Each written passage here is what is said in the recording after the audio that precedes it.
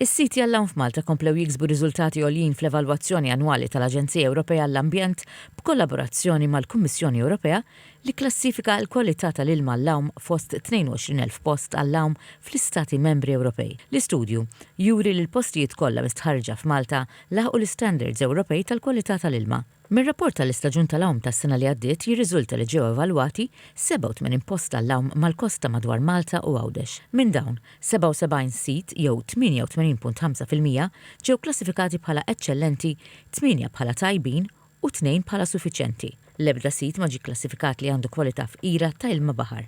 Ir-rapport jinota wkoll li matul l-istaġun tas-sajf li għadda ttieħdu mal-2100 kampjun tal-ilma baħar bħala parti mill-programm ta' monitoraġġ.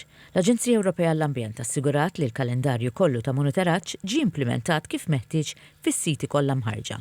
Imqabel mal-aħħar snin il-perċentwal ta' siti klassifikati bħala eċċellenti naqas bi ftit punti perċentwali, waqt li fl-2023 u fl-2024 92% ta' siti ġew klassifikati bħala eċċellenti. Dan il-persentaġġ naqas għal 88.5% is-sena li għaddiet. Minkejja dan, il-kwalità ġenerali tal-ilma baħar għall-hawn f'Malta baqgħet kompletament konformi mar-rekwiżiti tal-Unjoni Ewropea. Ir-rapport jikkonkludi li 87 sit għall-hawn monitorjati f'Malta u f'Għawdex baqgħu kollha konformi mal-istandards tal-Unjoni Ewropea u ebda sit għall-hawn f'Malta ma ġie klassifikat li għandu kwalità fqira ta' ilma baħar.